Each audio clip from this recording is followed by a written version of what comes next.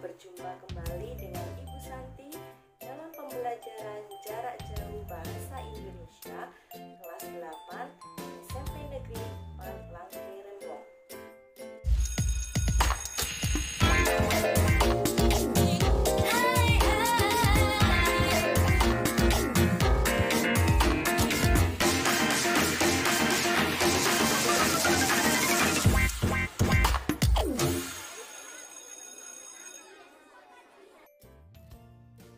Bagaimana kabar kalian semua? Semoga tetap dalam keadaan sehat dan baik-baik saja. Dan ingat, kalian harus tetap mematuhi protokol kesehatan. Hari ini kita akan membahas materi tentang teks persuasi atau teks persuasif. Adapun kompetensi dasar dan tujuan pembelajarannya sebagai berikut ini.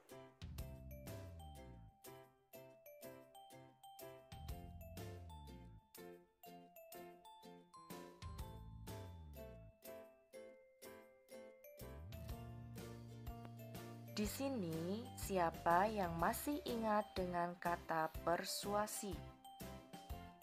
Untuk membantu kalian mengingatnya, coba kalian perhatikan gambar di bawah ini. Ya, benar sekali. Gambar tersebut adalah gambar iklan, slogan, dan poster yang sudah kita pelajari pada semester 1. Seperti yang kita ketahui bersama, iklan, slogan, dan poster itu mengandung kata-kata yang bersifat persuasi. Sekarang, cobalah kalian perhatikan ketiga gambar di bawah ini untuk menyimpulkan pengertian teks persuasi. Gambar yang pertama menyimpulkan pengertian teks persuasi bahwa teks persuasi bersifat membujuk secara halus agar orang lain merasa yakin dengan kita.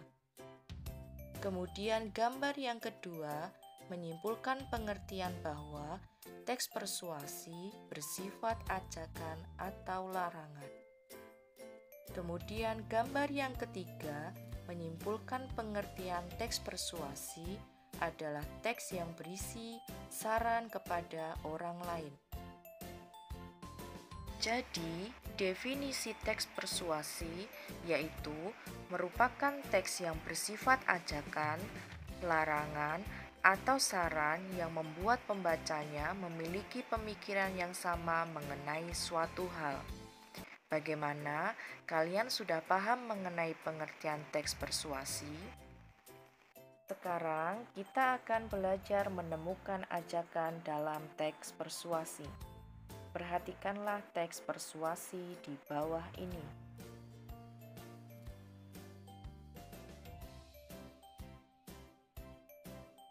Kalian memperhatikan teks persuasi tersebut dengan saksama. Di manakah letak kalimat persuasi pada teks persuasi tersebut? Ya, letak kalimat persuasi berada di paragraf ketiga pada kalimat terakhir. Marilah kita bersama-sama memajukan dunia literasi Indonesia. Kenapa ini disebut kalimat persuasi? Ternyata di sini ada ciri dari kata ajakan, yaitu marilah. Bagaimana? Sudah semakin paham dengan teks persuasi? Selanjutnya, kita akan memahami ciri-ciri dari teks persuasi. 1. Berisi data dan fakta.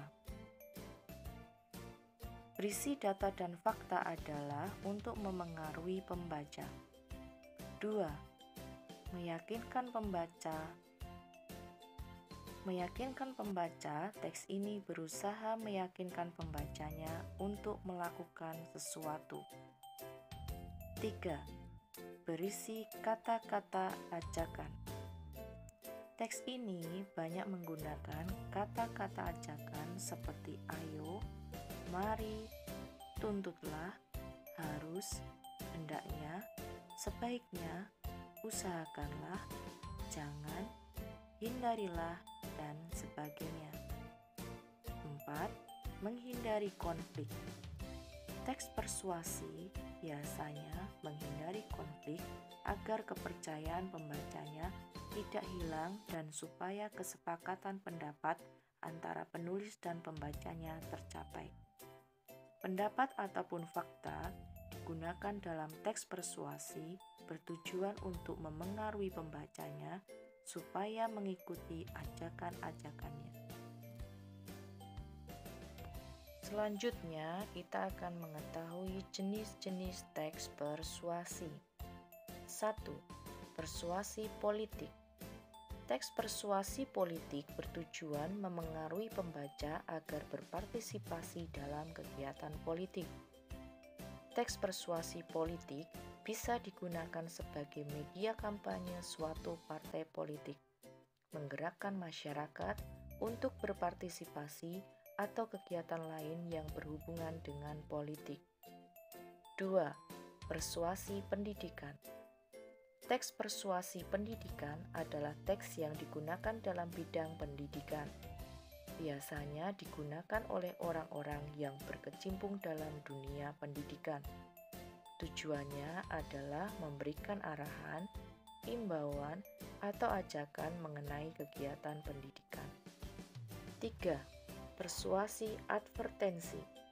Persuasi advertensi biasa digunakan dalam bidang usaha dan bisnis. Persuasi jenis ini biasanya digunakan untuk mengiklankan barang atau jasa kepada masyarakat. 4. Persuasi propaganda. Teks persuasi propaganda digunakan untuk menyampaikan informasi agar pembaca percaya dan melakukan suatu yang diharapkan penulis. Sekarang, apa sih tujuan dari teks persuasi? Teks persuasi memiliki tujuan untuk meyakinkan pembaca bahwa ide, gagasan, atau pendapat di dalam teks adalah benar dan terbukti dan juga melaksanakan apa yang menjadi ajakan dari ide tersebut. Mengacu pada tujuan tersebut, maka kunci utama dalam teks persuasi adalah kata-kata ajakan. Kita bisa menemukannya baik secara tersurat maupun tersirat. Baik, bedanya apa tersurat dan tersirat? Pengertian tersurat adalah penyampaian ajakan secara langsung, sedangkan tersirat adalah penyampaian ajakan secara tidak langsung. Secara tersurat, teks persuasi menggunakan kata-kata yang dapat diketahui secara langsung bahwa itu bertujuan untuk melakukan sesuatu. Kata-kata yang sering dipakai, ayo, mari, tuntutlah, harus, hendaknya, sebaiknya, usahakanlah, jangan, hindarilah, dan sebagainya. Secara tersirat, teks ini mengharuskan pembacanya untuk menerjemahkan ajakan yang dimaksud dalam teks tersebut. Biasanya tersembunyi dan tidak tertulis. Nah, sekarang marilah kita berlatih sekali lagi untuk menemukan ajakan dalam teks persuasi. Perhatikanlah cuplikan teks persuasi berikut ini. Dalam teks tersebut terdapat bujukan atau imbauan. Perhatikanlah kalimat terakhir pada teks tersebut. Penulis menghimbau masyarakat untuk berhati-hati terhadap ulah oknum yang meminta sumbangan dengan mengatasnamakan korban bencana alam. Sebelum itu, penulis menyampaikan sejumlah fakta yang bisa meyakinkan dan memengaruhi pembaca dengan bujukan-bujukannya itu. Jadi, kesimpulannya, isi dari teks persuasi pada cuplikan teks persuasi tersebut adalah terdiri dari argumentasi, fakta, dan ajakan. Untuk lebih jelasnya, kalian bisa memperhatikan kalimat-kalimat di bawah ini, mana yang termasuk bagian dari argumentasi, fakta, maupun ajakan. Selanjutnya yaitu simpulan isi teks persuasi. Simpulan adalah rumusan akhir tentang sesuatu. Simpulan disusun berdasarkan pemahaman atau penalaran kita terhadap keseluruhan isi teks tersebut. Karena ini teks persuasi berkenaan dengan ajakan, kesimpulan untuk teks persuasi tidak jauh dari jawaban atas pertanyaan, mengajak apa teks persuasi itu. Selanjutnya, langkah-langkah menyimpulkan teks persuasi. Adapun langkah-langkahnya adalah sebagai berikut. Pertama, membaca keseluruhan teks, artinya menemukan gagasan umum dalam teks tersebut. Kedua, mencatat bagian-bagian penting, dimulai dari awal hingga akhir dari setiap paragraf. Ketiga, memahami hubungan logis antar bagian, artinya mencari hubungan kausalitas atau sebab akibat dari masing-masing teks.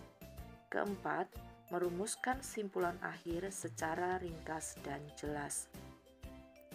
Berikut adalah contoh menyimpulkan isi teks persuasif. Perhatikan kutipan teks persuasif berikut. Teks tersebut berisi ajakan kepada pembaca untuk membiasakan pola makan sehat dan seimbang. Kita bisa membuat simpulan tentang cuplikan teks tersebut, yakni supaya kita tidak mengalami gangguan pencernaan, kita harus makan dengan pola makan sehat dan seimbang. Nah, demikian tadi pembahasan mengenai materi teks persuasi. Semoga kalian memahami materi yang Ibu sampaikan dengan baik. Jika kalian masih belum bisa memahami materi pada video pembelajaran kali ini, kalian bisa membaca kembali materi teks persuasi pada bahan ajar yang sudah kalian fotokopi, dan untuk mengukur kemampuan kalian pada materi ini, silakan kalian kerjakan LKPD yang sudah Ibu bagikan pada aplikasi Edmodo. Terima kasih telah mengikuti pembelajaran jarak jauh bahasa Indonesia bersama Ibu Santi. Sampai jumpa kembali dengan pembelajaran jarak jauh berikutnya.